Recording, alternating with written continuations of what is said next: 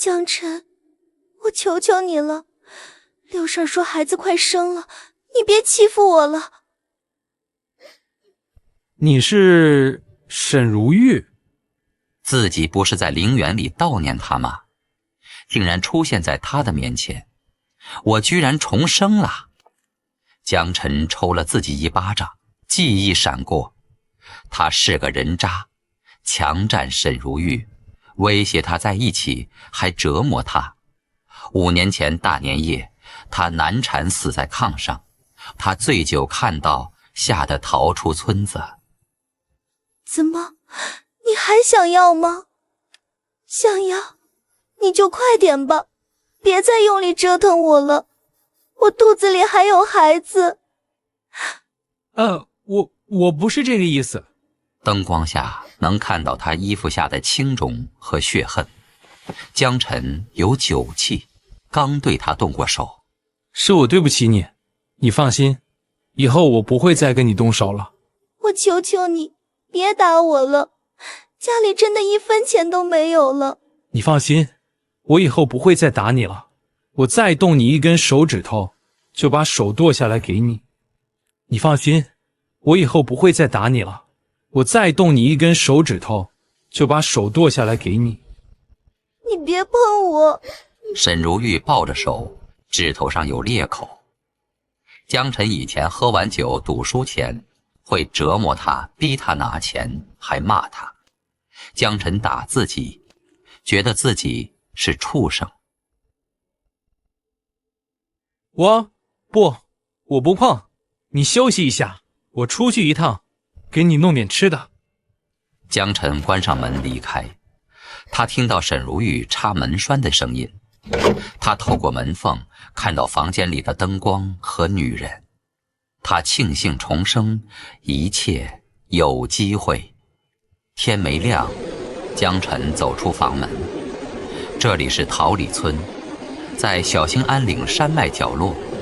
年末，冰天雪地，墙上有红标语，落款1980年。他想让媳妇过好日子。李婶，我想……嘿！江晨想起粮食，他以前混账，手脚不干净，在村里被人讨厌。村里借不到粮食，他看向山林，人讨厌。村里借不到粮食，他看向山林。江晨离开村子后当过兵，会野外生存和打猎，后来成了老板。现在要让沈如玉安全生孩子。村子附近有丛林，翻过山头人很少。以前有野兽，后来被赶到深山。山边有野兔和狍子，村民会放兔子套。江晨折树枝，从邻居栅栏抽细铁丝磨尖，走进丛林。他不深入，在外面转。他想打兔子和松鸡给沈如玉吃。他在雪地找脚印和粪便，下了兔子套，撒树枝嫩芽，蹲在草丛里等。天一亮，江晨发现灰兔落入陷阱，却突然出现白狐，反被另一处套圈缠住。江晨想起保家仙的说法，解开铁丝放了他。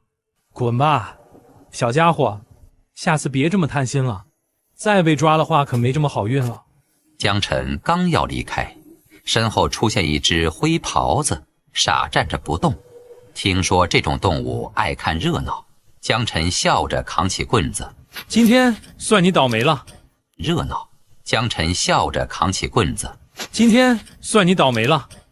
几个小时后，江晨从饭店出来，已经将猎物卖给饭店。他心想，一只5、60斤的野生狍子，连皮带肉才给了200，黑商。在村口，柱子匆忙跑到江晨面前。晨儿哥，你可算回来了，你家现在可热闹了。什么？是四婶说嫂子偷吃了他们家的鸡蛋，非要嫂子赔钱呢。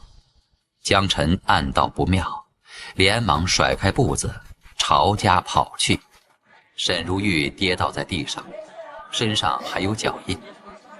自家院子外站满了围观的男女老少。沈如玉用满是伤痕与泥泞的手强撑着身体。大家都来看看啊，谁家的老婆大着肚子还偷人鸡吃？你家男人这么不争气，你也不能当小偷啊！不是，我没有，我就是打扫一下院子，不知道谁往我家扔的鸡毛啊！你都是快要当妈的人了，还是个知青呢，还有文化呢，你就这么做事儿的？吃不起饭是你男人轻呢，还有文化呢，你就这么做事儿的？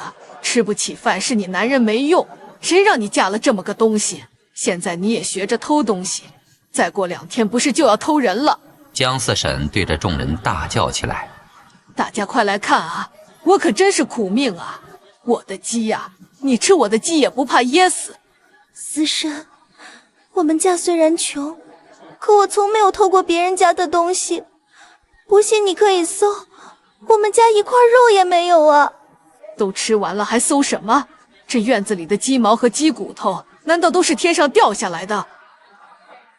四婶儿，你快看，这里还有30块钱。好啊，老二家的，你不光偷我家的鸡，还偷我家的钱。不是的，这是我的钱，这钱是我一分钱一分钱赚来的，我留着生孩子用的。思婶，我求你不要拿我的钱。偷东西赔钱天经地义，再说你生的种儿跟我有什么关系？起开！沈如玉哭着抱住江思辰的膀子，被四婶一把推开。江晨正好跑回家中。住手！好大的胆子，敢来老子家里撒野！住手！好大的胆子，敢来老子家里撒野！江晨，你不能不讲理吧？你老婆偷我家的鸡吃，我过来让你家赔钱，有什么不对？不可能！沈如玉身上的脚印清晰可见，她本就憔悴的脸上又多了几道泪痕。这么多人都在这儿看着呢，小龙、小虎亲眼看到你家的偷我鸡吃，你还不赶紧教训他？小龙、小虎，有没有这回事儿？有，我们亲眼看见的，就是二婶她偷的。江晨知道这两侄子的底子不干净，没理会他们，上前扶起沈如玉。别打，你别打我，我没偷吃，我真的没吃啊！江晨看见他身上的脚印，脸色一沉。江晨的眼神从心疼转为冰冷，瞳孔收缩，盯着江四婶和2个孩子。四婶儿，我老婆有没有偷吃你家的鸡？你家的鸡是谁吃的？我倒是有个办法找出来。你有什么办法？把肚子剖开，一下子就知道了。把肚子剖开，一下子就知道了。江晨捡起一把刀，拉住江小虎，四婶吓得脸白。江晨，你要干什么？快点放开我孙子！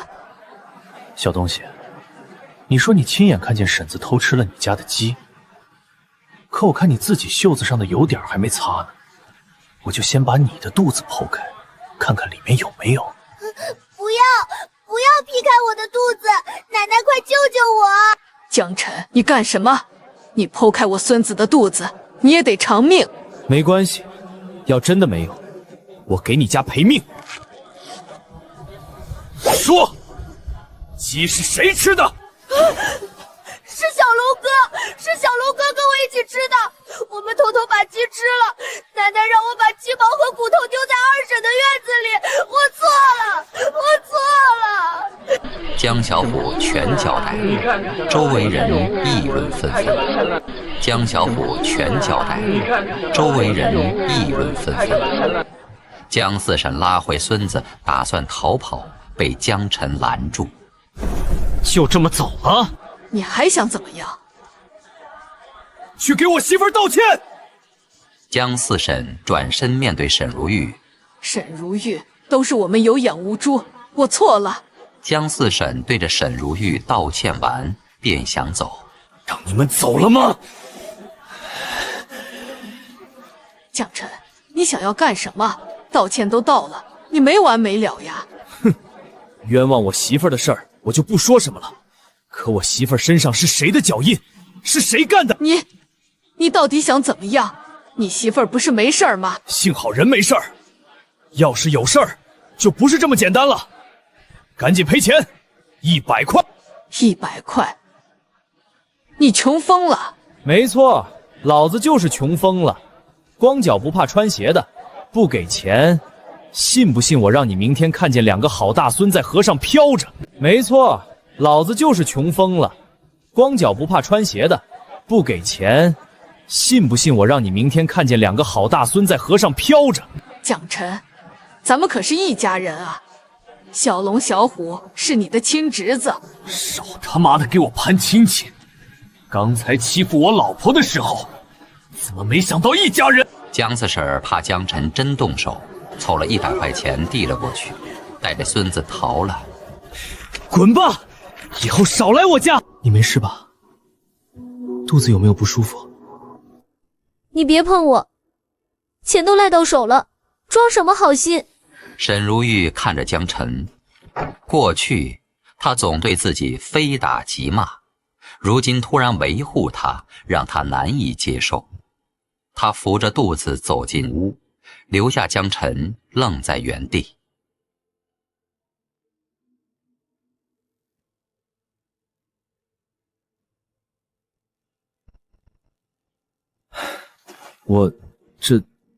今天要不是你跑出来找我，你嫂子说不定就出事儿了。这是我刚从山上套来的，你拿回去给大伯吃。谢谢陈二哥。哎，今天要不是你跑出来找我，你嫂子说不定就出事儿了。这是我刚从山上套来的，你拿回去给大伯吃。谢谢陈二哥。哎。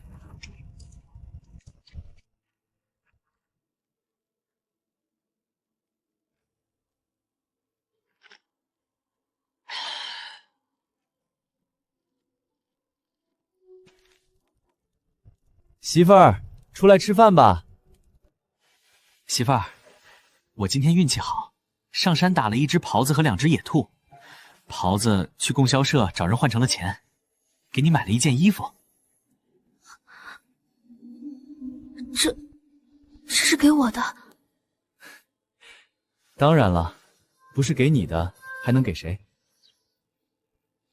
这个都是我卖狍子赚的钱，都给你拿着。你一定要收好了。你给我钱干什么？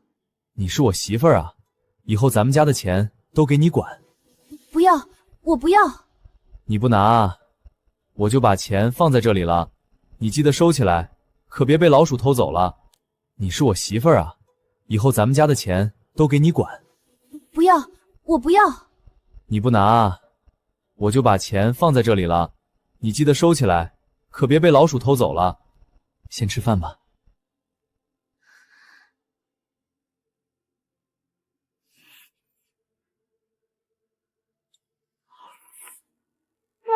太好吃！你哪里来的钱买肉买衣服的？你是不是又去赌博了？怎么会？我不是跟你说了吗？我是去林子里打猎了。打猎吗？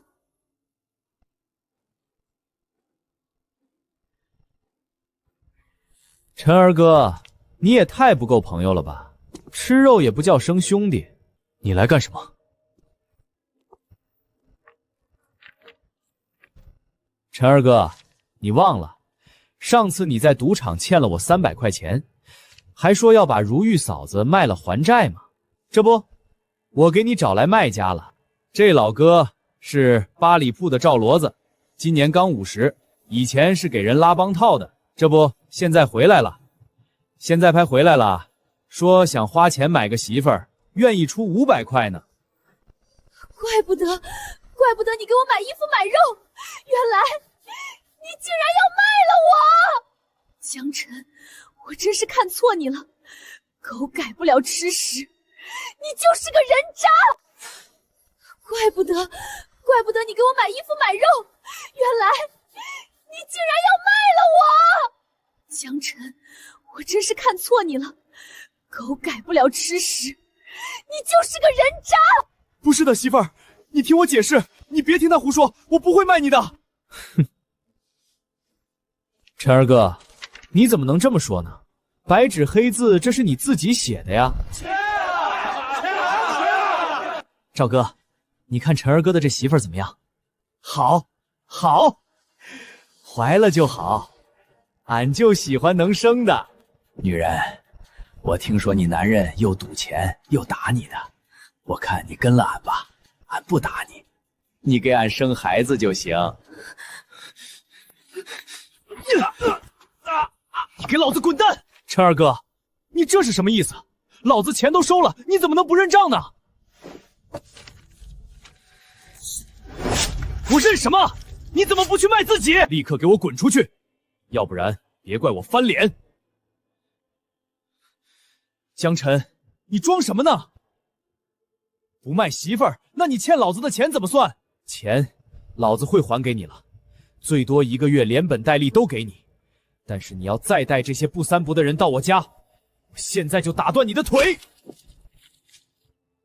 钱，老子会还给你了，最多1个月连本带利都给你。但是你要再带这些不三不的人到我家，我现在就打断你的腿。好，姓江的，1个月后不还钱，你给我等着，咱们走着瞧。我不要，我就要屋里这个女人，这个女人弄不到手，你就把钱退给我。吵什么吵？大不了老子再给你找一个就是。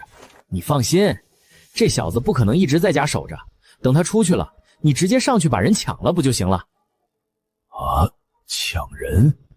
这不合适吧？要是报警了怎么办？他敢？他自己犯的事儿，枪毙了都不为过。你以为他当年是怎么把沈如玉弄到手的？别人不知道，我还不知道。嘿嘿，行，那就听你安排了。如玉，你听我说啊，我真的没想要卖你，都是李茂那小子胡说的。那张条子上面的名字也是假的吗？我，如玉，那都是以前的事儿了。我说过我会改的。媳妇儿，媳妇儿，你开门。如玉，那都是以前的事儿了。我说过我会改的。媳妇儿，媳妇儿，你开门。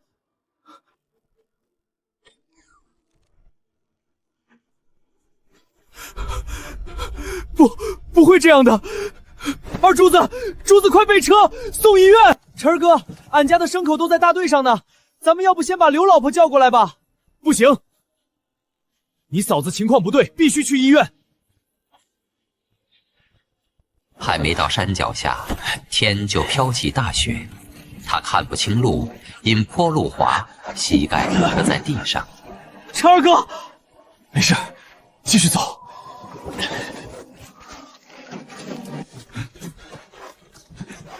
医生，医生快来，我嫂子要生了。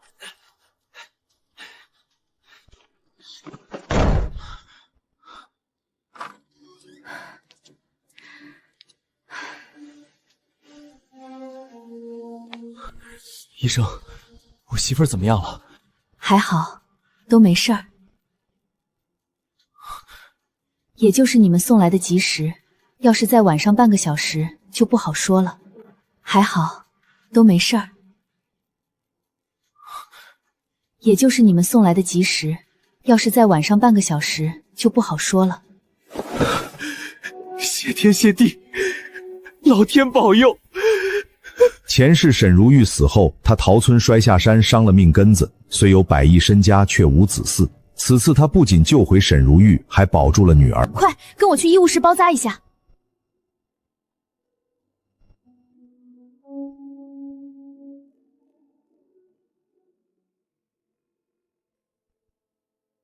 你这刚摔的吧？幸好骨头没事儿。你能在这大雪天拉着板车送媳妇儿来医院，不容易了。现在乡村里能像你这么关心媳妇儿的不多了。没有，这几天不要让伤口沾水。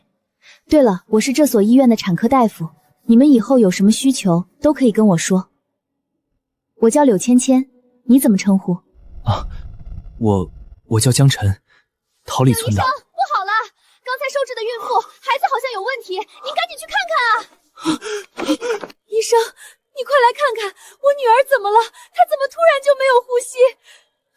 求求你们救救她，救救我女儿啊！你先别着急，让我看看。我先看看。医生，你快来看看，我女儿怎么了？她怎么突然就没有呼吸？求求你们救救她，救救我女儿啊！你先别着急，让我看看。我先看看。快准备手术室，立刻抢救！媳妇儿，你也先别着急，你放心吧，孩子不会有什么事儿的。别在这里假惺惺的装好人，你是不是看她是个女孩，是个赔钱货，所以你根本不想要？我没有这个意思啊，我也很喜欢女孩的，男女都一样。我告诉你，江晨，我们不拖累你。我已经想好了，我要带这个孩子跟你离婚。为什么要离婚？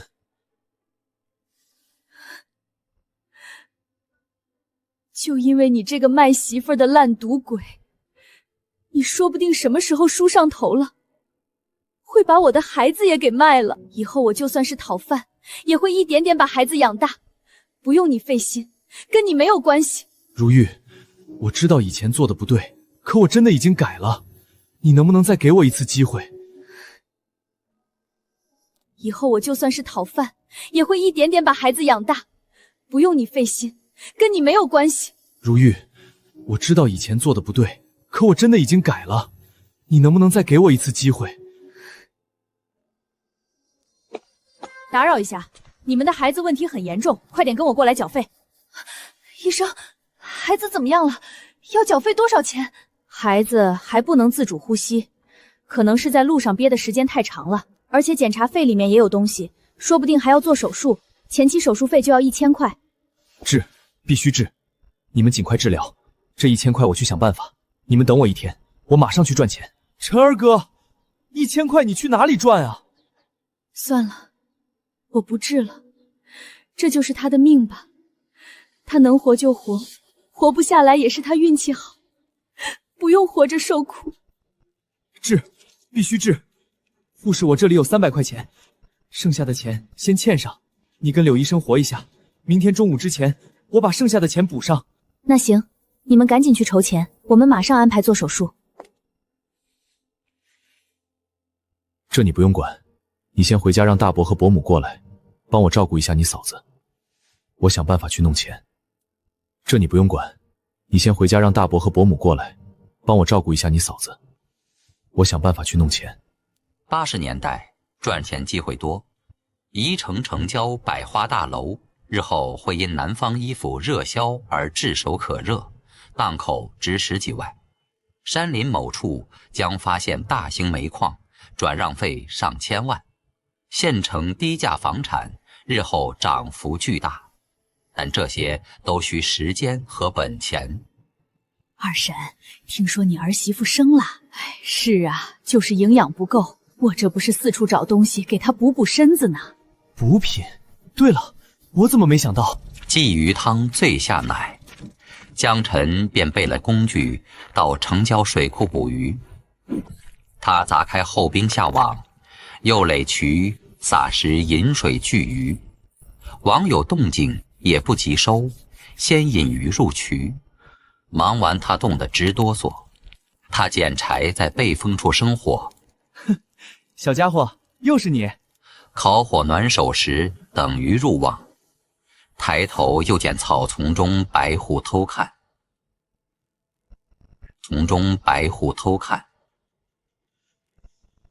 给我起！哇！来，快当！小家伙，别捣乱啊！江晨赶了白狐几下，见他不走，便丢了几条鱼过去。白狐叼着鱼躲到山垄后，又蹲在雪地里看他捕鱼，如此来回捕了4、5次，随后收网拉车往回走。卖鲫鱼了，刚捕的活鱼，活蹦乱跳，最新鲜了，炖汤下菜是最好的，走过路过的不要错过。有事哟，小伙子，你卖鱼啊？这鱼新鲜吗？大娘，你看我身上冻的这冰碴还不知道吗？这可都是我刚抓来的，能不新鲜吗？好鱼，真的是活蹦乱跳啊！小伙子，你这鱼多少钱一斤啊？鲜鲤1斤2块5，鲫鱼1斤3块。这么贵啊？大妈，这还贵啊？我可是天不亮就去水库捞鱼了，这么冷的天腿都冻肿了。要不是我媳妇儿也要补身子，我才不受这个罪呢。哎呀，真不容易啊！这大冷天谁有这个毅力？小伙子好样的！我要3条，给我1条大的。大家不要着急，一个个来，都有啊。我要3条，给我1条大的。大家不要着急，一个个来，都有啊。小伙子，明天你还来不来啊？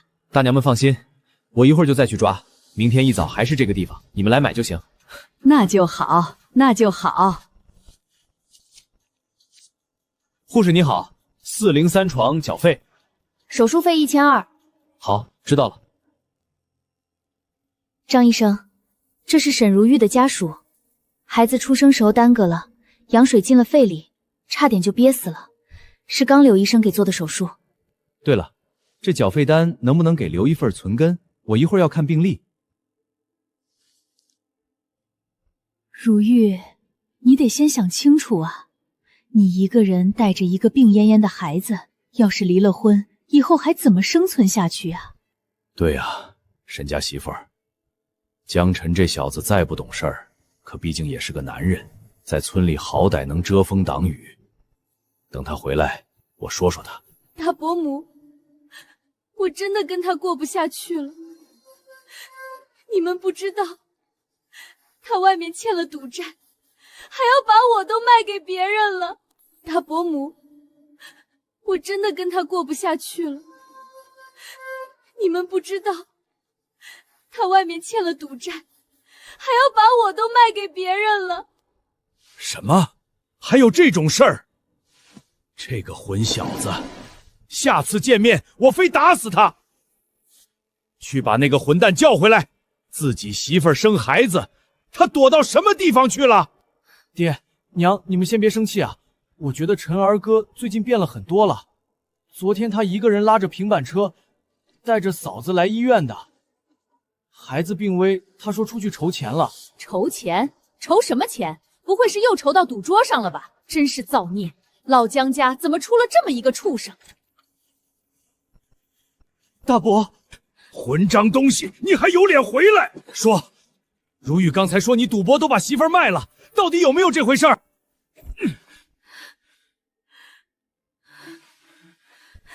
这件事儿是有的，不过事情不是你们想的那样，你们听我解释啊。有什么好解释的？你这个畜生，我以为你成家后能立业做人，平日你不成样子我就不说什么，可今天我非要替你爹打死你这个猪狗不如的东西！可今天我非要替你爹打死你这个猪狗不如的东西！老头子，别冲动啊！爹，你别伤到腰了。好了，你干什么？这里是医院，不是让你们大喊大叫的。说，昨天你媳妇儿生孩子，你去干嘛了？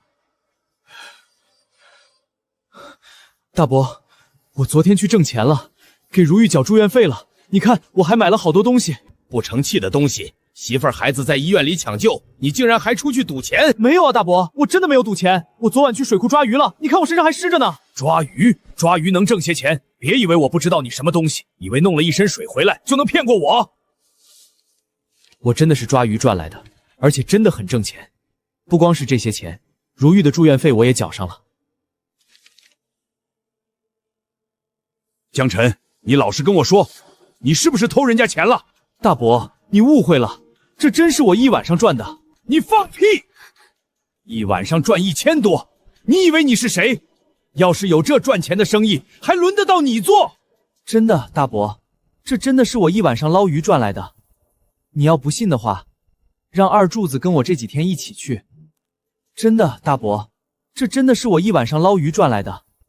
你要不信的话，让二柱子跟我这几天一起去，咱们趁这段时间狠狠的捞几次，一定还能赚不少钱的。我昨天在水库里捞了好多鱼，一条鲫鱼能买15、16块呢。什么？15、16块一条？真的吗？江晨这孩子虽然混了点儿，但是也没必要骗咱们。如玉这次入院要花不少钱呢，坐月子可是大事儿，咱们带的钱都不多。要不让二柱子跟他哥去水库里抓鱼试试，要是能挣钱的话，那就好了。行，那就让二柱子跟着去，看看到底是不是说谎。不过，不管能不能卖到钱，赚的钱都要交给媳妇儿保管。以后再让我听说你卖媳妇儿或者是打媳妇儿，我可饶不了你。你放心，大伯，我一定改。媳妇儿，你放心，我一定改。这是今天我赚的钱，除了缴费和买的东西，剩下的都给你。你放心，以后我一定会好好的照顾你跟孩子的。我以后都不想再看见你！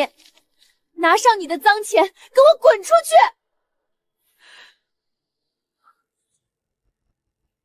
伯母，请您费点心，帮我照顾一下如玉。行了行了，我知道了，以后慢慢来。行了行了，我知道了，以后慢慢来。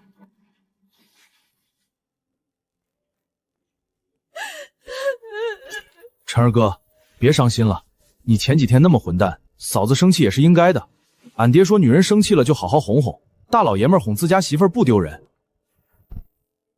大伯说的对，大老爷们儿哄自己媳妇儿都不丢人，这也是我罪我有应得。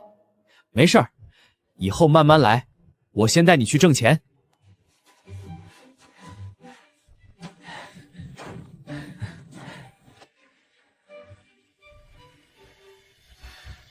陈二哥，就是这里吗？没错，趁着水库上的冰还没有化，多开几个冰洞下网，然后尽量把鱼群赶到李渠队那边。今天忙一宿，明天准能卖个几千块。我的天，几千块，想都不敢想啊！咱们桃李村除了李狗钱家，谁还能有这么多钱？等赚了钱，分你一半，让大伯母给你说上一门好媳妇儿，到时候也让大伯抱上孙子。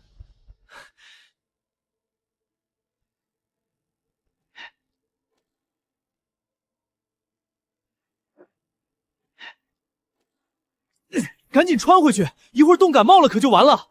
陈二哥，这有啥？脱了衣服干活才痛快。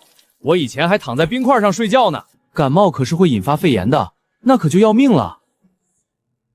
嘿嘿，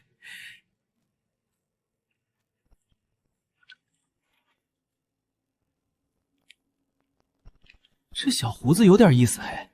柱子，这渔网下去后要等一会儿才能拉，我先过去看看，你在这儿等着。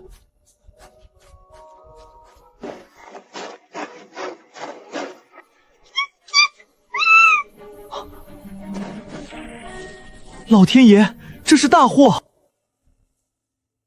！1、2、3、4、9批叶，这下可发财了！这下可发财了！这可是个大宝贝。成交！小家伙，你可真厉害！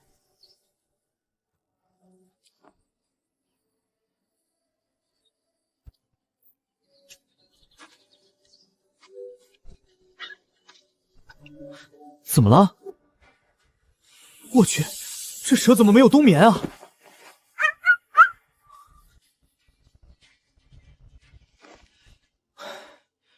怪不得找我过来，原来是家里出事儿了。我去，这蛇怎么没有冬眠啊？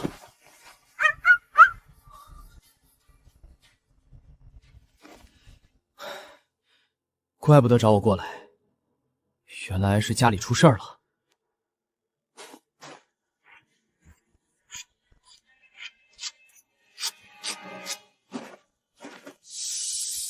不好意思，这东西我要了。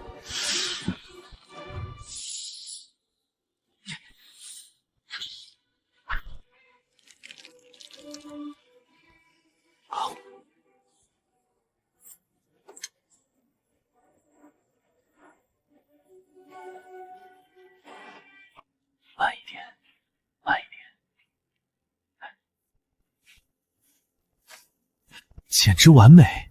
这株百年老参如果拍卖的话，怕是要卖到几十万了。再等几十年，卖到上千万也不是不行。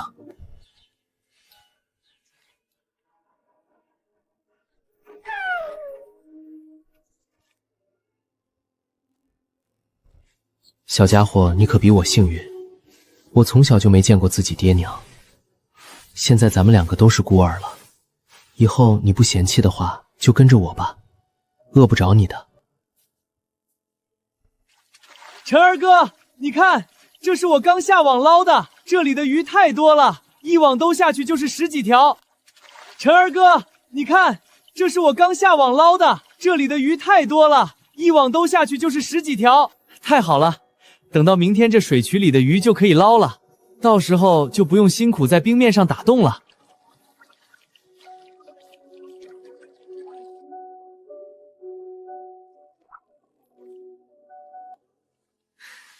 小家伙有点本事啊！以后我不在，你饿了就来水区这里吃鱼。不过记住，你只能吃小鱼，大鱼我还要留着卖钱呢。我去，晨儿哥，你什么时候养了一只小狐狸啊？这么有灵性，不会是胡三太奶的后代吧？是啊，胡三太奶的孙女，过2天变成人了，给你做媳妇儿。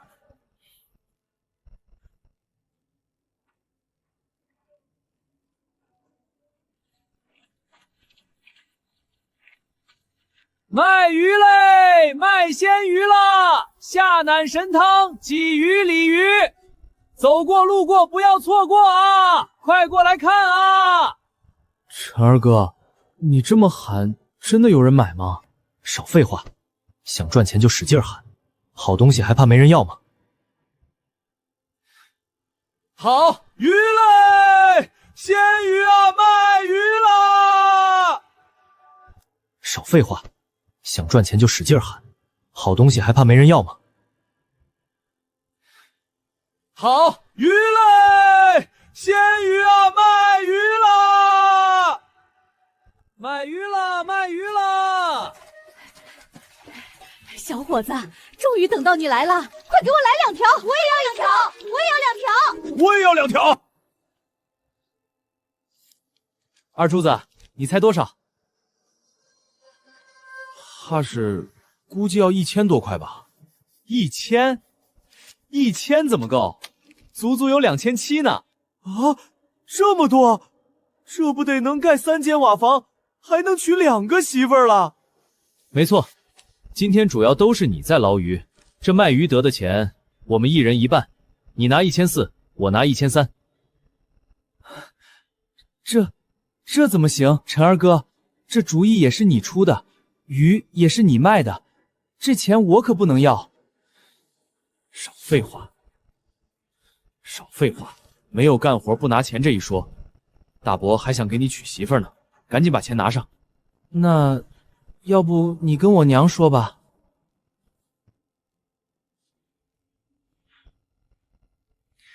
也行。那要不你跟我娘说吧。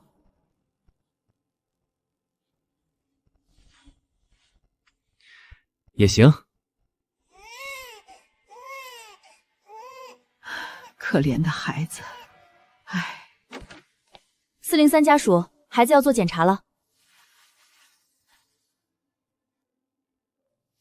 如玉啊，不是大娘说，现在可不能逞强。这孩子要想保住，以后花钱的地方还多呢。你一个女人怎么能挣这么多钱？唉，江晨以前是不懂事儿，可这几天他不是也开始改了吗？男人都是这样，你大伯以前也不是个东西，可等有了孩子就收心了。大伯母，您别说了，他现在看着改了，可谁知道能维持几天？说不定过2天就又开始赌了。江山易改，本性难移，我肯定是跟他过不下去的。唉，难道你就让孩子没有爹？大伯母也是女人，知道一个女人拉扯孩子有多不容易，你可别做傻事儿。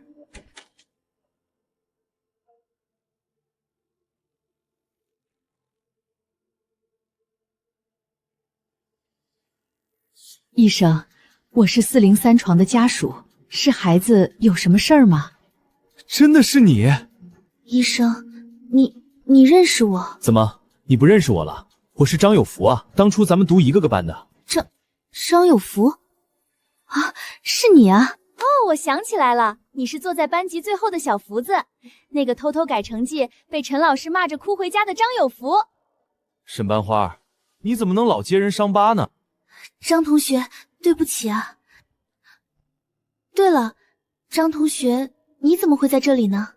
我毕业之后继续读了中专，前几年恢复高考的时候就考上了医学院，毕业后分配到咱们县医院实习。对了，沈如玉，你怎么没有参加高考啊？沈如玉神情黯淡。3年前恢复高考时，她本想考，却遭江晨打骂烧书，折磨让她放弃读书。见曾不如自己的张有福成了医生，而自己是农村妇女，她难掩心中落差。放心吧，沈校花看在老同学的面子上，在这里你就好好休息吧。放心吧，沈校花看在老同学的面子上，在这里你就好好休息吧。其实也没事儿，不参加高考也行。你这不是结婚生子了？我就不一样了，到现在还是单身。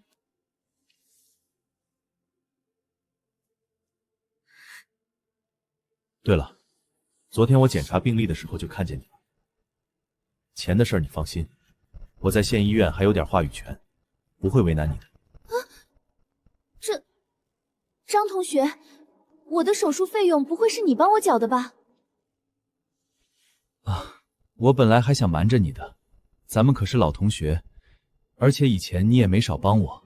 是啊，我就知道，他怎么可能会一下子赚那么多钱？一定是有人帮我才对。有福同学，真是谢谢你，我真不知道该怎么报答你。谈什么报答？同学之间不是就应该互相帮助的吗？我听说你想要跟你那个家暴的丈夫离婚，以后有什么需要我帮忙的，一定记得跟我说。我听说你想要跟你那个家暴的丈夫离婚，以后有什么需要我帮忙的，一定记得跟我说。好吧。哟，这是谁要关心我媳妇儿啊？你是谁？这是我同学张有福，现在在县医院工作。江晨，你说你出去赚钱交了孩子的手术费，到底是怎么回事？媳妇儿，这都是我应该做的。你还在撒谎，孩子的手术费根本不是你缴的，是张医生垫付，是张医生垫付的。你到底什么时候才能改了一身的毛病？什么？你小子给我说清楚，这到底是怎么回事？哎，你想干什么？这里可是医院，敢在这里闹事儿，小心把你们抓起来！你这小子怎么能撒谎呢？我们哥俩熬了一晚上捕鱼凑钱，你怎么能抢功？两人捞了一晚上鱼，赚钱缴医疗费，如今却成了张有福缴的。张有福顿时慌了，这小子太气人了！张医生真是宅心仁厚啊！我家汝玉能有你这样的同学，这小子太气人了！张医生真是宅心仁厚啊！我家汝玉能有你这样的同学，实在是太幸运了。1000多块的手术费，说垫就给垫了，真是好。如玉是我的同学，这都是我应该做的。你是她丈夫，我得说说你了。我听说你在家里天天打骂媳妇儿，还赌博。沈如玉以前是什么样的人，现在变成这样，你说你怎么当人丈夫的？连孩子生病的钱都没有，你怎么当男人呢？就天天靠着一张嘴坑蒙拐骗吗？对，张医生说的都对。您看，既然咱们都是自己人，不如张医生好人做到底怎么样？你说什么意思？您看，这孩子手术的大头您都出了，要不孩子每天检查费您也顺手掏了吧，也不贵，每天就50。我去，柳医生说最起码要检查1个星期，一共就是450。还有如玉的营养，您不是要照顾一下吗？都是同学，咱们直接就500吧。好不好？500块。张有福脸涨得通红，他只是实习生，每月家里仅给10几块饭钱，实习还得给医院交费，根本拿不出500块。500块。张有福脸涨得通红，他只是实习生，每月家里仅给10几块饭钱，实习还得给医院交费，根本拿不出500块。江晨，你说什么呢？张医生已经帮了我们这么多，你怎么还有脸给他要钱？媳妇儿，我这是关心你啊！你看，你跟孩子在医院吃喝拉撒都需要钱，我又赚不来钱。正好张医生既然能帮咱们垫1000多块的治疗费，那肯定是不差钱的人，1000块都出了，这区500块什么？咱们以后要记着张医生的恩情，挣钱了加倍还人家。你们简直……怎么回事？病房外，柳芊芊和护士走了进来。柳医生，您来了。我们正在感谢张医生呢，不仅帮我们垫付了1000多块的手术费，还想要再给我们500块钱。柳医生，我得表扬张医生的善良啊！不过就是几年前的同学情，就帮我们这么大忙。什么？他替你们垫付了手术费？怎么可能呢？怎么不可能？人家手里还有缴费单呢，就是张医生垫付的呀，这还有假？到底怎么回事？给我说清楚！主任，您听我说，这都是误会啊！到底怎么回事？给我说清楚！主任，您听我说，这都是误会啊！误会？这怎么可能是误会呢？医药费不是您垫付了吗？您说什么？我没听清楚啊。我说，医药费不是我付的，你满意吧？张有福是我们医院的实习生，他1个月的工资减去实习费，一共也剩下几块钱，怎么可能帮你们付钱了呢？不要被人骗了。不是他，那会谁？想知道是谁，把医院的收费员找过来问问不就行了？柳芊芊安排身后的护士把收费员叫了过来。403病床的费用是谁缴费的？是403病人的家属缴费的。收费员指着江晨开口：我记得是这位先生来窗口缴费的。你确定没有认错？我怎么会认错呢？这段时间就403病床的费用最高，那为什么张有福医生会这张缴费单呢？是张医生说要403患者病历归档，才让我重新开了一张缴费单。原来是这样，那你的意思就是说，张有福医生并没有给403患者垫付医药费？什么？垫付？这怎么可能？从始至终一直都是家属缴费的呀。什么？垫付？这怎么可能？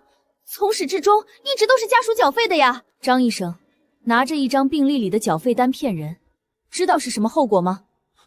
刘主任，我不是这个意思，我可从来没有说过替他们垫付医药费的事儿，一切都是他们自己臆想的。我只是说不用担心。张医生，你怎么能这么说呢？你做医生的，难道跟我一样，就靠着一张嘴坑蒙拐骗吗？张有福被江晨反击，顿时涨红了脸。你怎么？够了！张有福以后妇产科的病房不需要你了，滚出去！张有福羞愧低头离开。江晨，这1000多块钱真的是你凑的？江晨拿出钱铺满了整张床。沈如玉见此回过神，才知治疗费确实是江晨缴的。真的这么赚钱啊？我的天啊，这是多少钱啊？你给我干什么？我不要！沈如玉吓得缩了缩身子，怕江晨会动手打她。媳妇儿，我知道我以前对不起你，不过你放心，我现在发誓一定会改的。你放心，我还会继续挣钱的。我们趁这几天再捞多些鱼，等卖了钱回家把房子修一下。你放心，我还会继续挣钱的。我们趁这几天再捞多些鱼，等卖了钱回家把房子修一下。修房子？沈家瓦房破旧，江晨总招惹混混，怕有人扒门缝偷看他。晨儿哥有本事儿，长大了你挣这么多钱自己留着就好，给我们这么多干嘛？大伯母，这钱您就拿着。大伯母，这段时间还请你帮我照顾一下我媳妇儿，我跟二柱子再去挣点钱来。好，应该的，这里你们就放心吧，如玉和孩子都不会有事儿的。那我们先走了。如玉，你先等一会儿，我有一点事儿，先出去一下。沈小姐，本来说我只是个外人，不应该对您的家世有什么评价，但是我看得出，您的丈夫对您真的很关心。要知道，你的胎位并不好，如果是在村里生的话，绝对是凶多吉少。前天晚上您的丈夫拖着平板车，大雪天走夜路30多里地把你送过来，昨天他自己的膝盖都跌得青肿淤血，伤势严重的连站都站不起来。昨天他自己的膝盖都跌得青肿淤血，伤势严重的连站都站不起来。可当天晚上，他拖着伤腿又跑到了河里捞鱼，冻得手脚发红的在医院门口卖了一个早上。而您呢，不分青红皂白就怀疑他的钱来路不当，我真为你丈夫感到不值。刘医生，我知道最近2天江晨的表现让你觉得他好像还不错，可我保证，如果你跟我一样在他身边生活了几年后，你就不会这么说了。也许吧，至少他现在对你不错。你们的孩子状况还不错，等到满月后你们就可以出院了。以后有什么需要我帮忙的，随时过来联系我。柳芊芊离开后，沈如玉屈身将头埋在膝盖里，不知在想什么。第二天一早，江晨照例和二珠子去捞鱼，这次不用再进刺骨河水。初春已至，连晴几日，水库冰层融化不少，中心已有野鸭子游水，水温回暖，此时上冰易出危险。柱子，今天不上冰了，我们去水渠里捞鱼就行。你不用到上冰了。哥，水渠里的鱼不多呀，你不用到上冰了。哥，水渠里的鱼不多呀。笨蛋，咱们这几天已经卖了上千斤的鱼了，县医院的妇产科差不多都已经饱和了，接下来等水产市场一开门，捞鱼的生意就不能做了，到时候做一些别的生意。别的生意？二珠子脑子简单，觉得捞鱼能赚钱，且水库无人管，便想一直干下去。江晨却考虑更多，认为捞鱼是辛苦钱，如今靠的是时间差，等水产市场开门便没高利润了，只能另寻出路。没错，我们靠山吃山，靠水吃水。两人到水渠口，经1天1夜，水渠已有不少鱼。江晨用渔网捞了约几10条大鱼。到了医院门口，二人开始招呼。今天人数比之前少了许多。医院2楼的张有福低头看着大院里江晨，眼中闪过阴鸷。大娘，您要这条鱼3斤2两，我算您3斤。大娘，您要这条鱼3斤2两，我算您3斤。妈的，谁让你们在这儿卖鱼的？你们想干什么？你们想干什么？干什么？妈的，这是老子的地盘，谁让你们来这里卖鱼的？二珠子拿起车旁边的棍子，江晨伸手拦住了他。慢着，把棍子放下。晨儿哥，这帮家伙一看就是过来闹事儿的啊！我说，把棍子放下。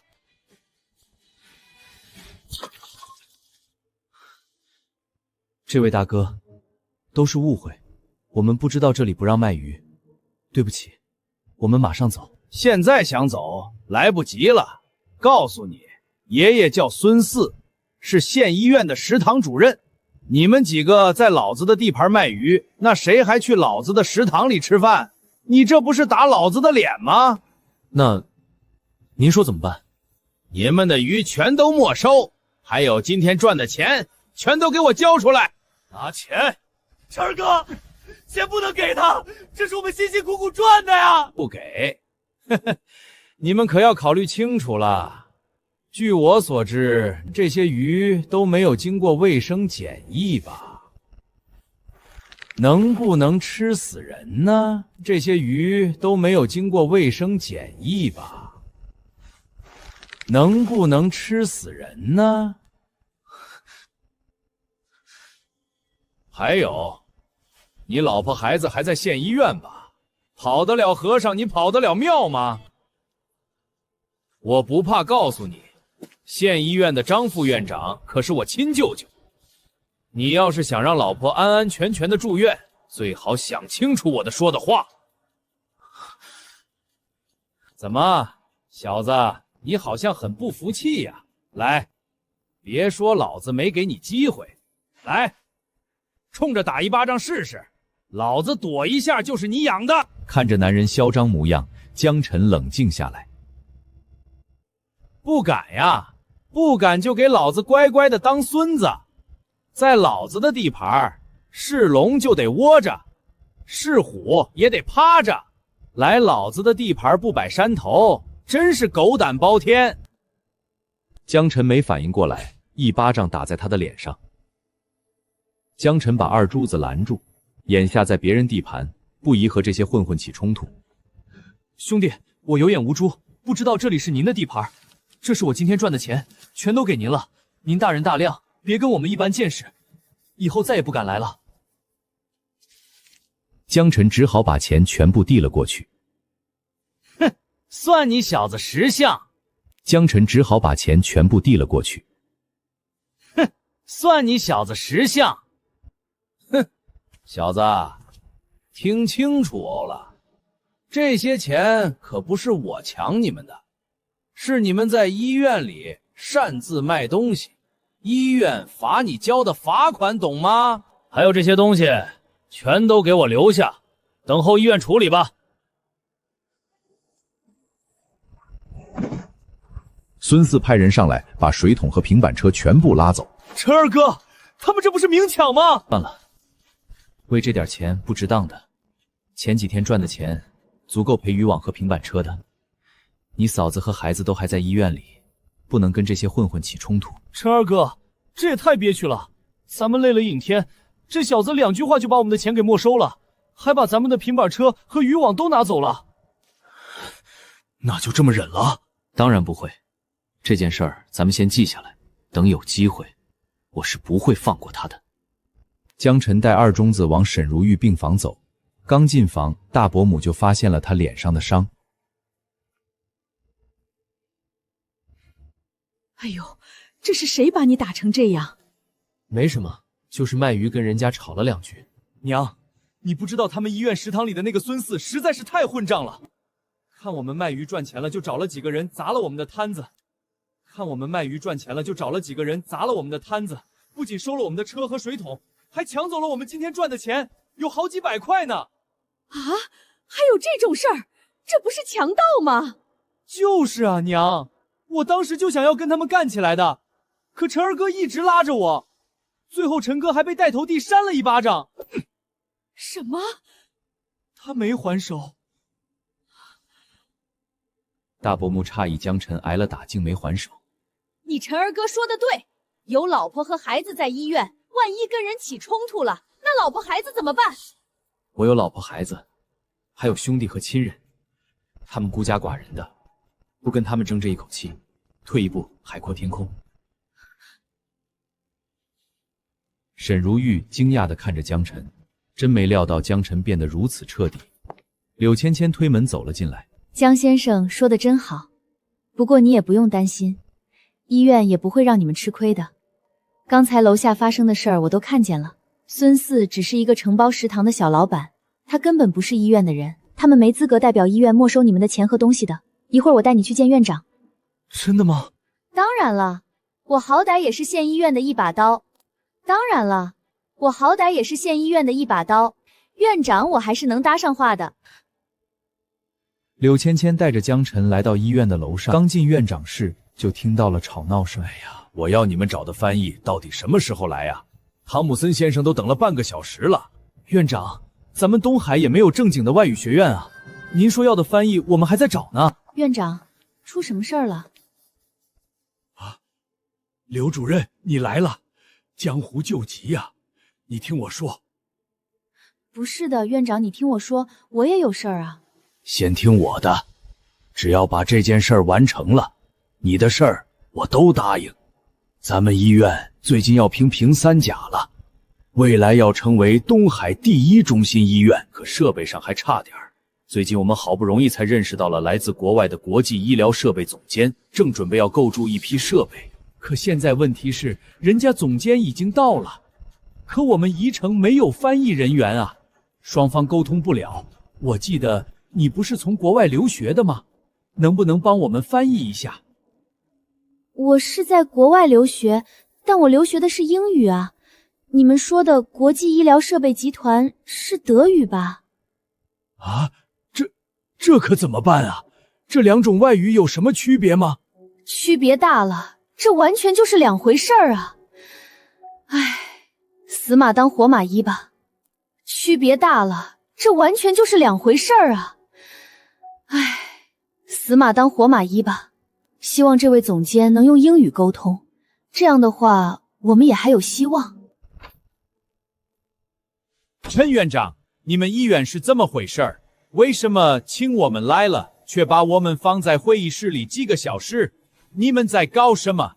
东西到底还买不买？我们还很忙呢。在场所有人都听不懂外国人的话。Excuse me？ 2人语言不通，沟通不了。汤姆孙先生便扭头要离开。别走，汤姆孙先生，别走啊！陈院长上前阻拦，门口传来流利的德语。Bitte bleiben Sie stehen. Herr Thommensen, können wir ein paar Worte wechseln? 汤姆森停住了脚步，转过头看见江晨。Sie können Deutsch sprechen? 十分抱歉，医院聘请的翻译来迟了，并不是刻意的冷落您，希望您不要怪罪。没想到在这个小城市中，竟然还有德语说得这么流畅的人。Danke für die Blume. Ich hoffe, wir können diese Zuarbeitung fortsetzen. Schließlich ist die Chance selten. 刘主任，他们在说什么？我也不懂啊。啊！80年代国内外贸卫星，德语是小众语言，连英语都一知半解的人，自然不可能懂德语。80年代国内外贸卫星，德语是小众语言，连英语都一知半解的人，自然不可能懂德语。刘医生，汤姆森先生说，咱们医院的设备他可以卖给我们，不过要价270万。270万！毕竟这次购入设备是有上面支持的，外省的同等设备要价350万，他们以为能谈到300万都可以了。可以，小兄弟，270万可以啊！院长，如果我能谈到250万以下，您能不能答应我一个条件？250万以下，你真有把握？250万以下，那岂不是比外省便宜了100万？小兄弟，只要你能把价格压到250万以下，我什么条件都答应你。陈院长直接抓住江晨的手臂。好，江晨点头，继续跟汤姆森交谈起来。汤姆森先生，270万的价格太高了，如果能有230万的话，这笔生意是可以谈成的。Wir haben nicht so viel Geld. Herr Jiang, dieser Preis ist für mich nicht akzeptabel. 2.700.000 Yuan ist bereit ein großer Rabatt. In anderen Provinzen haben wir immer über 3 Millionen Yuan verhandelt. Herr Thoms, wenn es letztes Jahr gewesen wäre, wären 3,7 Millionen auch nicht teuer. Soweit ich weiß, hat die Firma Horingsweg Ringfett im weiten halben Jahr dieses Jahres ein iteranes Produkt würde. Der Jonas der Guesase de Hibait, dabei Jinjun du Löger. Herr Thoms, wenn es letztes Jahr gewesen wäre, wären 3,7 Millionen auch nicht teuer. Soweit ich weiß, hat die Firma Horingsweg Ringfett im weiten halben Jahr dieses Jahres ein iteranes Produkt würde. Der Jonas der Guesase de Hibait, dabei Jinjun du Löger. Wie könnten Sie das wissen? Meine Nachricht ist absolut korrekt. Wenn Ihre Theme in den nächsten 3 Jahren kein Produkt aktualisiert, wird der Markt verloren gehen. Dann wird es nicht nur 2,3 Millionen sein, sondern vielleicht auch nicht immer 1 Million, die jemand kaufen möchte. 江晨曾做外贸起家，对行业很了解。他觉得汤姆孙手中的顶尖设备虽好，但时代发展趋势已变。江先生，您敏锐的嗅觉是我不可及的。设备230万卖给您，我的仓库里还有一批消耗品，原价40-50万，折半20万给您，如何？2.054.000 Yuan. Nun gut, 2.054.000 Yuan. Da habe ich aber einen Verlust. Dieser Preis wird außer für Herrn Jiang niemand mehr bekommen. Danke, Herr Thompson. 江晨笑了笑，觉得他说的不错。在国内，大夏未加入国际外贸市场前，足够用10几年，245万，不亏。怎么样，谈成了吗？谈成了，245万。怎么样，谈成了吗？谈成了，245万，其中230万基础设备，再加40万的原装消耗品，降价15万卖给我们。真的？众人不知江晨有何本事，短短几分钟就为县医院省了几百万。当然真的，马上签合同，设备就在海关，随时可以去拉回来。哇，你简直太厉害了！得知江晨顺利拿下采购合同，柳芊芊直接扑进他怀里抱住他。柳芊芊抱了江晨一下，怕别人误会，便立刻松开他，站到一边。江晨还没回过神，陈院长就激动地走过来，也伸手拥抱了他。你可是我们医院的大功臣。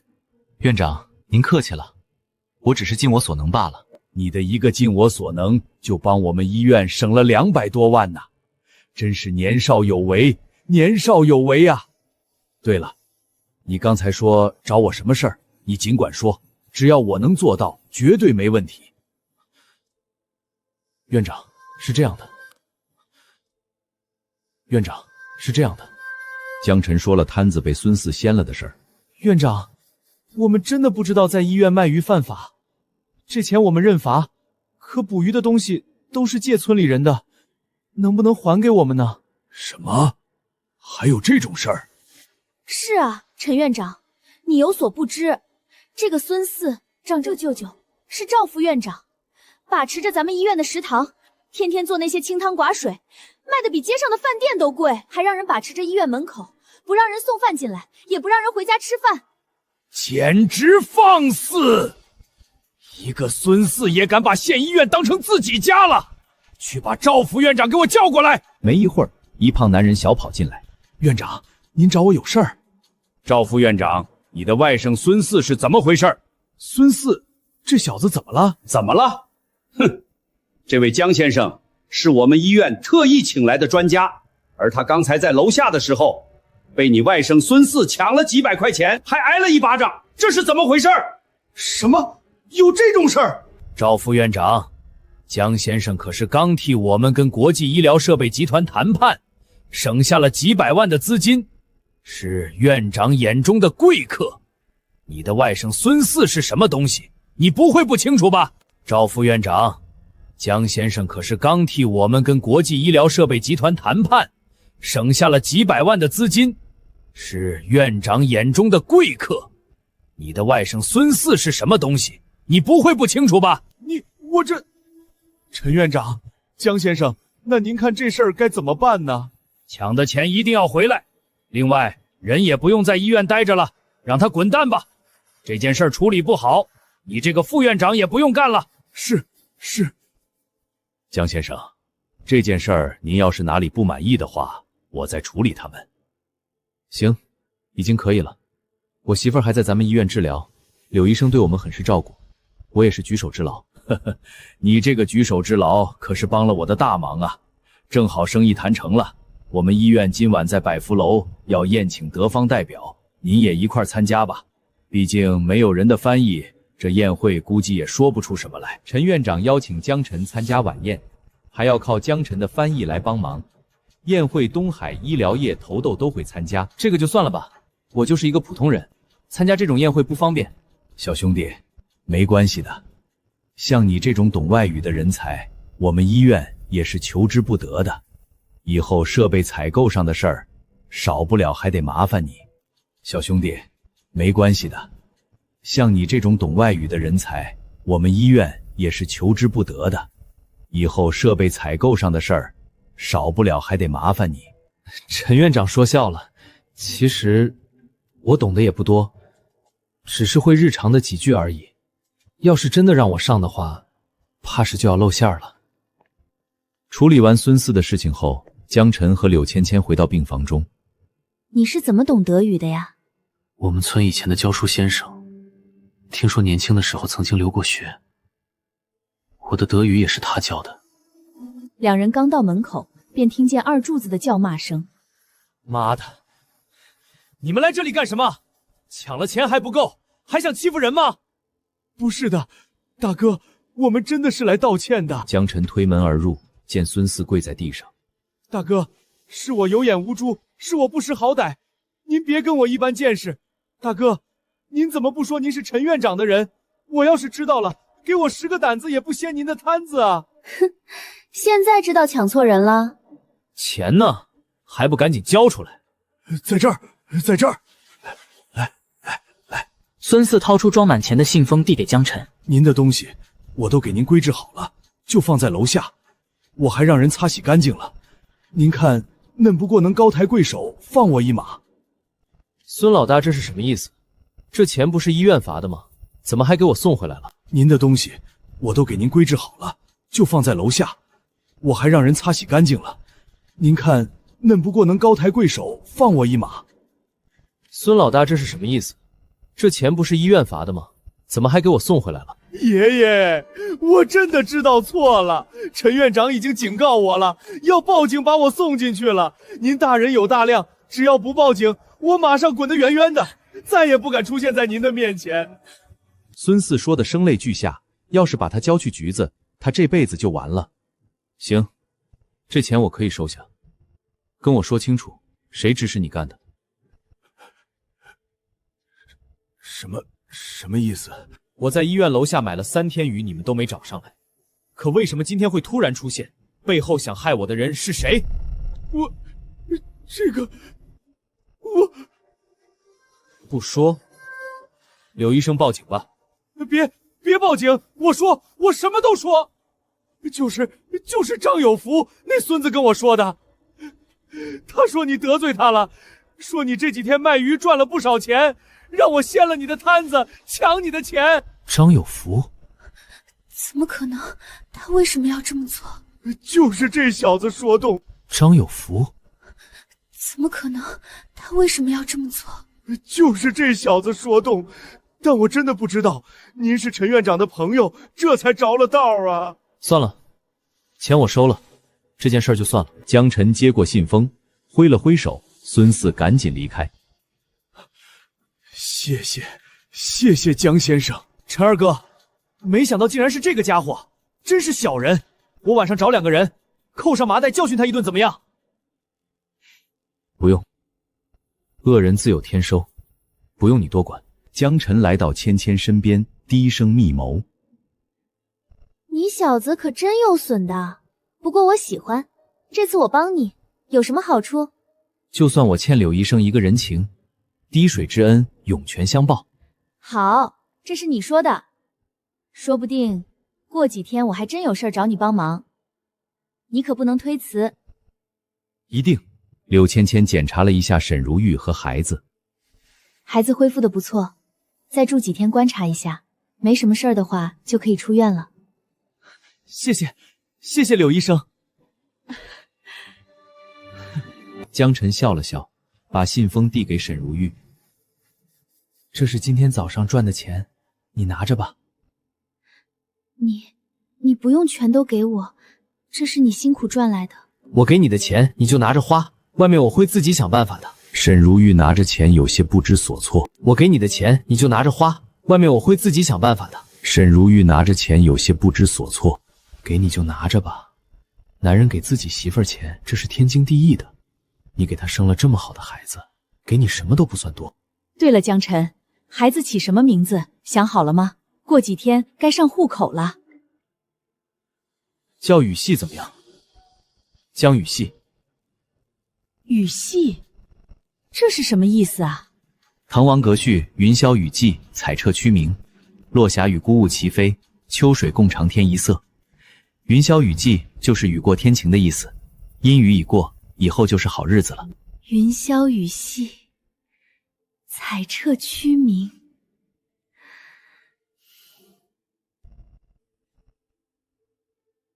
与此同时，张有福这边，赵院长，我的实习转正您看？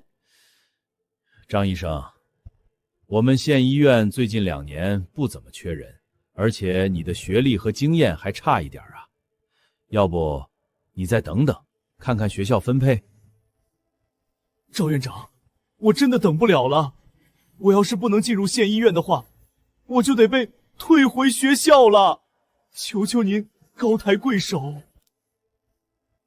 赵院长，我真的等不了了，我要是不能进入县医院的话，我就得被退回学校了，求求您高抬贵手。唉，这就难办了呀。你轮岗期间，我收到不少举报信，说你骚扰女护士，你这事儿很难办啊。难办？张有福心中暗骂，这死胖子，什么骚扰女护士，自己不过说2句玩笑话而已，他都敢动手，说这么多，不就是想要钱吗？张有福拿出几张纸币放在桌上。赵院长，您看我来得及，身上也没带多少，您多少给个机会。哼，你什么意思？我赵某人是这种人吗？哼，赵院长，需要多少您直说，我去想想办法。行吧，我看你也是个可造之才，恰好我也是个爱财之人，你的事儿想办的话，最少需要这个数。赵院长伸出2根手指，200。哼，200能做什么？最起码2000。2000？听到这数字，张有福脸都垮了。想清楚了，能办你就办，不能办，我手里等着转正的人还多呢。院长，你再给我2天时间，2天我一定给你把钱凑出来。院长，你再给我2天时间，2天我一定给你把钱凑出来。那好，就2天啊。张有福出了门，没一会儿，柳芊芊走了出来。刘主任，您看江先生的吩咐我都照办了，能不能请他帮我跟院长说说，再给我一个机会吧？行，办得不错，你的事儿以后再说。张有发下班后，在巷道被人堵住。孙哥，您这是干什么？咱们不是兄弟吗？兄弟？孙四上前就是一脚。妈的，你小子阴我！你知不知道那个卖鱼的是陈院长的关系？为了给你报仇，老子连食堂的工作都丢了。孙四吩咐手下教训张有福：“别打！你说这事儿怎么算吧？老子现在工作没了，带着兄弟们喝西北风啊！我赔钱。行，赔钱就行。”张有福拿出几10块钱递了过去。孙哥，我身上就这么一点了。我姓孙，你真把我当孙子啊？我给你算算，老子在食堂1个月挣30块，加上几个兄弟1个月差不多100-200，我也不算你多，赔2000块就行。2000？孙哥，2000是不是太多了？孙四从兜里拿出刀来，张有福顿时慌了。你再说说看。别，我给还不行吗？2000？孙哥，2000是不是太多了？孙四从兜里拿出刀来，张有福顿时慌了。你再说说看。别，我给还不行吗？我就给你1个星期时间，1个星期之后我没拿到钱，你试试后果。孙四起身离开，张有福瘫软在地上。我去哪里弄这么多钱啊？于是他来到杂货铺，向老板买渔网和水桶。你这个时候买渔网干什么？现在水库都结冰了，又捕不到鱼。这你就不用管了，买个东西唧唧歪歪的。老板，车借我用一下，明天还你。这个可不行，我还要进货呢。你怎么这么小气啊？给你钱行了吧？我就用，等我赚钱马上回来。妈的，这么冷，怎么捞的鱼啊？江晨那小子怎么挣的这钱？什么声音？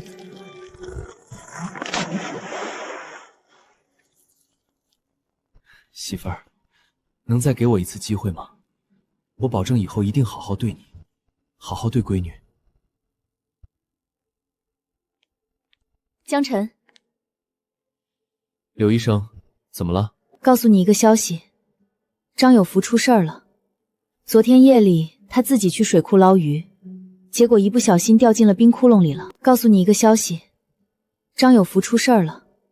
昨天夜里他自己去水库捞鱼，结果一不小心掉进了冰窟窿里了。他人没死，不过这辈子估计想要站起来难了。虽然最后被人救上来，可下肢冻坏了，估计要截肢了。啊，截肢这么严重吗？当然了，不过江晨你运气真好，你前几天也是一个人去水库捞鱼，你就不怕掉进冰窟窿里？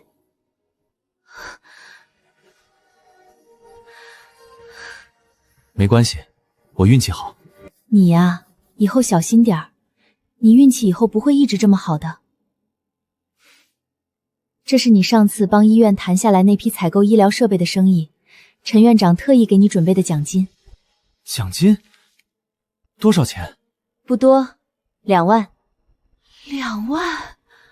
沈如玉惊讶，这2万块别说装修房子，就连新盖8间大瓦房，配上3转1响也绰绰有余。真小气，放下吧。这么多钱还小气？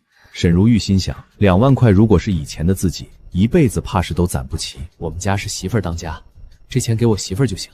老婆，过2天我们先把村里的房子收拾一下，等雨金长大了，我们就在城市里买一套房子住。城里的房子？没事儿，你要是不愿意去城里住，我就在村里修一座别墅。这钱是你赚的，想怎么花，你说了算就是了。你是我老婆，我的就是你的，你的还是你的。行了行了，这里还有外人呢，能不能顾及点我的存在？这段时间孩子和产妇恢复的不错，明天没什么事儿的话，你们收拾一下可以出院了。可以出院了，刘医生，谢谢，真是谢谢你了。行了，不用客气，这都是我该做的。不过还有一点啊，你别忘了曾经答应我的事儿。放心，只要你有吩咐，我肯定不敢拒绝。这样就好。够了够了，别乱花钱了，咱们现在用不着这些，以后有时间还可以再来买的。那不行，好不容易出来一趟，自然是能买的都买齐了。可是家里不大，根本装不下这么多东西啊。那就翻盖，把东屋和西屋都建起来，还要围个院子，把厨房和厕所移出来。大伯，先等等，我想给媳妇儿买几件衣服。中，你们去买吧，让二柱子跟着过去，正好我也去给你大伯娘捎带点东西。别花那个钱了，我真的不用。哪能不用？在家里你除了这一身衣服之外，还有别的吗？售货员，这件衣服能拿来给我们试试吗？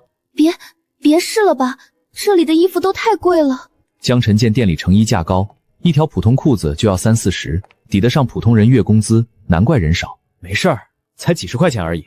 售货员，把这件风衣拿下来，给我媳妇儿试试。吵什么吵？这件衣服不是你们能穿的，出门左拐，那里有家裁缝铺子，扯2块布自己去做吧。哎，我真是奇怪了，这里是不是服装店？你们是售货员，这里的衣服只要我愿意，我能一个个的试，直到试出我满意的为止。嘿，还试到你满意为止？我还告诉你，我们是售货员，不过我们为顾客服务，不是什么阿猫阿狗的都能来我们店试衣服的。你们就是这么做服务的吗？你们有什么觉悟？这也是你们能试的？这件衣服可是很贵的，要是你们试坏了怎么办？你们赔得起吗？我们店里的衣服都是卖的，不是给你试的。这件衣服又不是什么无价之宝，试一试可能会坏吗？就算真的坏了，我买下不就得了？你在说什么胡话？你知道这衣服多少钱吗？你想要在小媳妇儿面前逞英雄，我很了解。你在说什么胡话？你知道这衣服多少钱吗？你想要在小媳妇儿面前逞英雄，我很了解。但是一会儿试过了买不起的时候，不是更尴尬吗？我劝你还是别自讨没趣，赶紧走吧。江晨，算了，我们走吧。这里的衣服确实太贵了，我身上的袄洗洗还能再穿2年的。不行，不能就这么算了，把你们老板叫出来，快点儿！我陈儿哥跟你说话呢，没听见是不是？好，我这就去叫我们经理。3位客人，有什么是我能做的吗？你就是这家店的老板，我过来想要给我媳妇儿买几件衣服，想要试一试这件大衣，可你的售后员却说我们没资格试这里的衣服，还说我们是阿猫阿狗，不会为我们服务。先生，十分抱歉，我们店里的衣服都是可以试穿的，无论买还是不买，任何衣服只要您试到满意。那接下来由我专门为您服务，您看如何？好，不知道该怎么称呼。我姓安，叫安静。安静，好名字。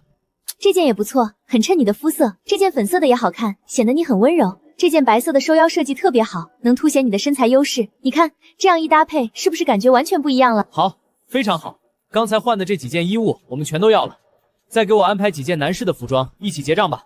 啊，全要了吗？江先生，您是说真的吗？当然了，这还有假？应该要多少钱，自己拿就行。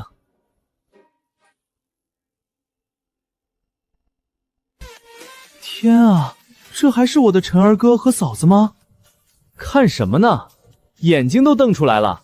陈儿哥，你这也太好看了，这衣服一定很贵吧？放心，等你赚了钱，也能定做几件好衣服。这可是我们以后做生意的本钱，最起码第一眼不能让人看扁。嘿嘿，陈儿哥说的对，嫂子今天也真好看，比咱们村里的女人都好看，像是城里人。行了，咱们东西买的差不多了，准备回去吧。看到了吗？别以为自己干了2年售货员，眼睛都高到天上去了。如果再有下次的话，全都给我滚蛋！是，经理。江晨按住沈如玉，自己打扫屋子、做饭菜。谁呀？